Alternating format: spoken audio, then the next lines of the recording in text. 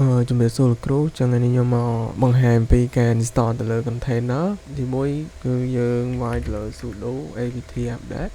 ហើយ sudo apt.io យើងពេលហ្នឹងវាធ្វើការ install ហើយយើងត្រូវការ internet ដើម្បី install ទៅលើ Docker ហ្នឹងអញ្ចឹងយើងបាន install ទៅលើ Docker package ហើយអញ្ចឹងយើងដើម្បីបញ្ជាក់មើលថាវា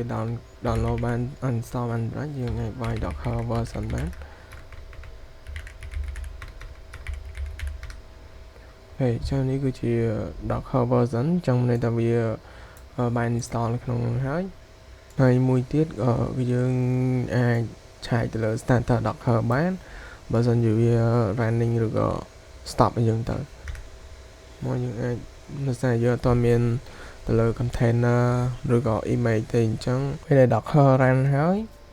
មួយគឺយើងអាចវាយ Docker run Docker pool ដាក់ឈ្មោះថា Ubuntu ចុះ version 24.4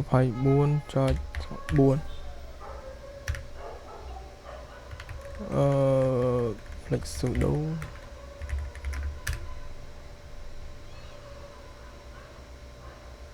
ចឹង Ubuntu នេះគឺជា sample ទេចឹងបើសិនជាមែនតើអានេះយើងត្រូវ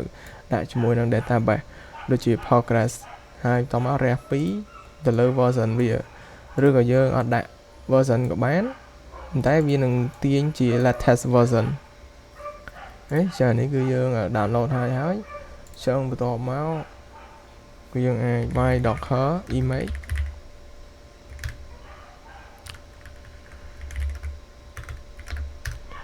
ហើយចឹងនេះគឺជា Docker image របស់យើង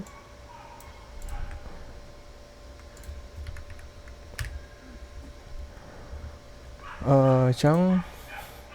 តមកយើងមានជា ID មានជាចំនួន usage ចឹងទៅចឹងពេលយើងបានទៅលើ Docker image ហើយចឹងយើងអាចបង្កើតទៅលើ container ចេញពី image នឹងបានចឹង container បង្កើតចេញពី image បាន image មួយអាចបង្កើតទៅលើ container បានច្រើនអញ្ចឹងយើងអាចបាន Docker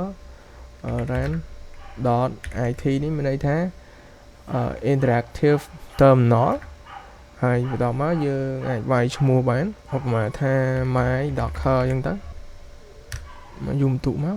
អូខេចានេះពេលហ្នឹងវាចេញ root ហើយ add នេះគឺជា ID របស់ container យើងអញ្ចឹងយើងអាច ls អញ្ចឹងទៅអញ្ចឹងយើងនឹង see ទៅលើ folder ហើយនឹង directory នៅក្នុង container របស់យើងអញ្ចឹងយើងអាច apt update អញ្ចឹងទៅបើវា update ហើយនឹងយើង update ហើយបន្តមកយើងអាចចេញបានយើង ls ម្ដងទៀតយើង exit មកដើម្បីចាក់ចេញពី container ហ្នឹងអញ្ចឹង container យើងអាច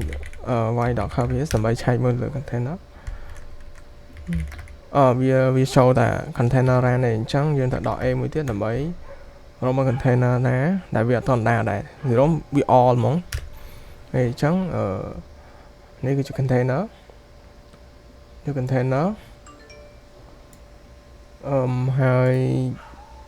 នេះបង្កើត4នាទីមុនប៉ុន្តែយើងអត់ទាន់បាន start វាទេហើយឈ្មោះមកយំទូអញ្ចឹងទៅមក port យើងអត់ទាន់ដាក់ដែរចឹងនេះគឺគាត់ test ទេតែបើមែនតើត្រូវមាន port ត្រូវមានអីត្រឹមត្រូវដើម្បីយកទៅភ្ជាប់នៅក្នុង Postgres ដើម្បី start យើងអាចវាយ Docker start ឈ្មោះ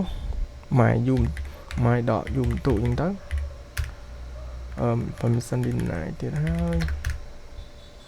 ចឹងពេលហ្នឹងវា start ហើយបន្តមកមើលម្ដងទៀតបានហើយអញ្ចឹង app អញ្ចឹងពេលដែល app យើងអាច connect ទៅកាន់ database របស់យើងបានអញ្ចឹងពេលដែលវា app ហើយយើងអាចចូលទៅកាន់ container នឹងវិញបានដោយប្រើ docker execute.it ឬ interactive terminal ហើយឈ្មោះmy ហើយ bash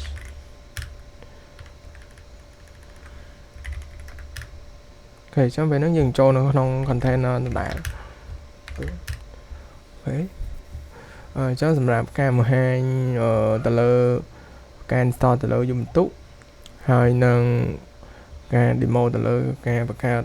image ហើយនឹង image មួយអាចទៅបង្កើត container ជាច្រើនបានគឺខ្ញុំមានតែប៉ុណ្្នឹងទេជំរាបលាលោកគ្រូ